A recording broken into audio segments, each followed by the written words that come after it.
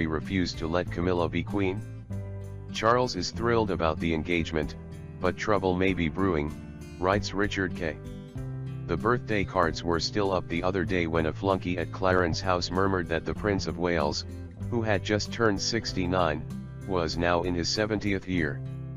Hardly the most penetrating observation, but one the aide knew he should not make a habit of voicing too often, and not in the prince's earshot. Charles does not take kindly to being reminded of his mortality. He has always been proud of his fitness and the iron will that prevents him putting on weight, both qualities he inherited from his father Prince Philip, still ramrod straight at 96. But in recent times, say friends, there has been a slight thickening of the princely waist, and the perennial back pain and old, nagging polo injuries have apparently been playing up a bit more. His face, reddened from the time he spends outside, has appeared somewhat drawn.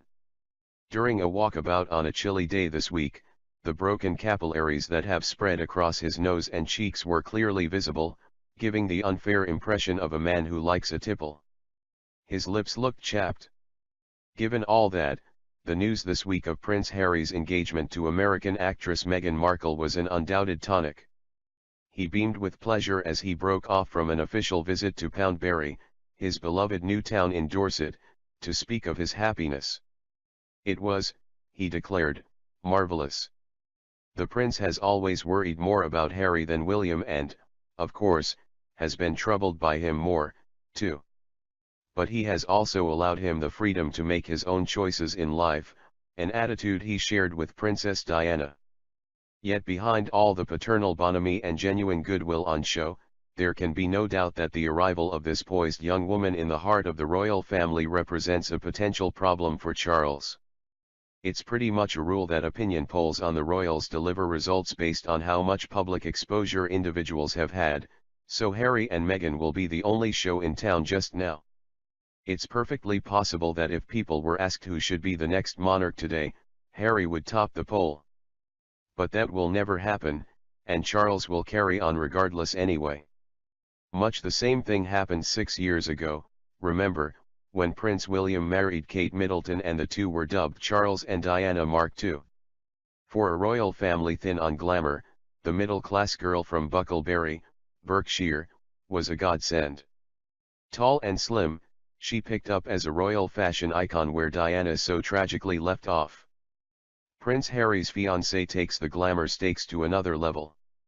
To have one photogenic royal couple sharing the limelight was one thing, now Charles must get used to eking out what little is left. The question troubling courtiers is whether this means a new crisis for the Prince of Wales in terms of the public's view of him.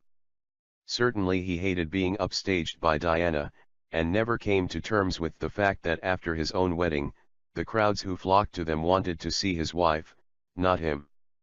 Paradoxically, the competition with Kate and William has largely not been an issue. This in part has been down to the soothing presence of Charles's second wife, Camilla.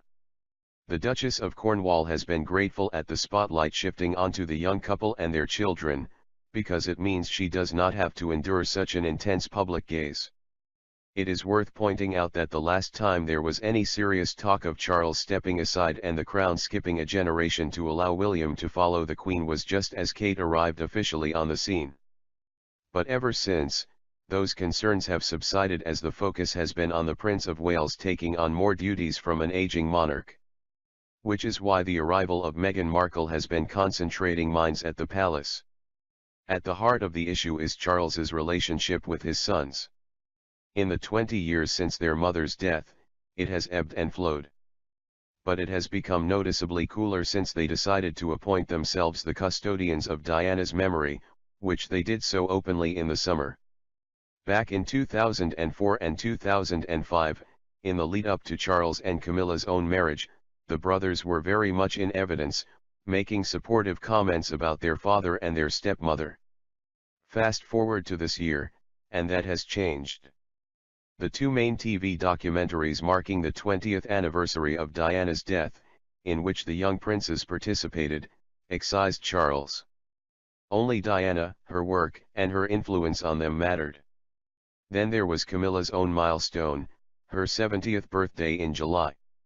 It was played down by Clarence House because of the Diana anniversary. A documentary on the Duchess was postponed. It was expected that William and Harry would say something publicly about a stepmother to whom they had once been so welcoming. But they did not.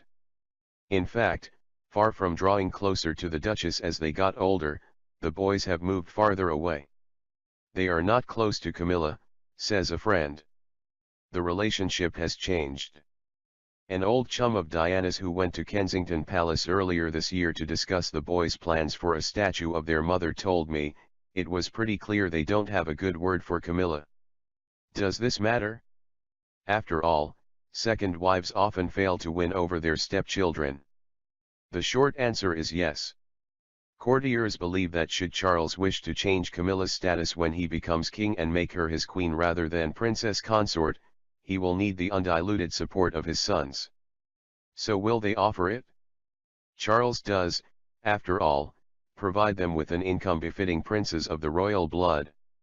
He has little influence over the boys these days beyond the fact that he controls their money, says a friend. But he's so absorbed with his own life, with Camilla, and the extra work he is accumulating from the Queen and his father, he doesn't have the time anyway. There was also some brave talk by some of the pro-Queen Camilla team around the prince at the end of last year that her 70th birthday might be the time to rebrand her as the Princess of Wales. The theory was that after a bit of public angst, everyone would soon get used to the idea. But it didn't get very far. The extraordinary outpouring of affection for the late Princess Diana throughout much of this year rapidly confined that idea to the dustbin. But the young princes should also remember that Charles's unbending devotion to his divorcee wife has done much to change perceptions about what can be allowed in royal relationships. A clergyman close to the royal family pointedly tells me, the fact that the public is waiting for Harry to wed Meghan, unconcerned that she is a divorcee with divorced parents, is thanks to the battle Prince Charles fought to get Camilla accepted into the firm. With Diana's memory very much to the fore, neither Harry nor his brother seems willing to acknowledge that. What is becoming clear to courtiers is that the retirement of Prince Philip is precipitating a shuffling of the royal jigsaw pieces, and in doing so placing greater demands on Charles's time. If Charles is at the Queen's side for events, it sidelines Camilla. If William takes Philip's place, as he did when the German president was invited to lunch at Buckingham Palace this week, it sidelines Charles. It's a conundrum. For Prince Charles, seeing his younger son happily married next year will be a prelude to his own 70th birthday landmark. That will be a chance for him to take stock and ponder his role and workload in the coming years. How fascinating that the gradual rundown in the Queen's duties began very subtly soon after she turned 70, when she severed ties with a number of charities. Suffice to say, however, that any aide foolish enough to suggest to Charles that he throttle back, rest those polo injuries and start to put his feet up will get very short shrift indeed.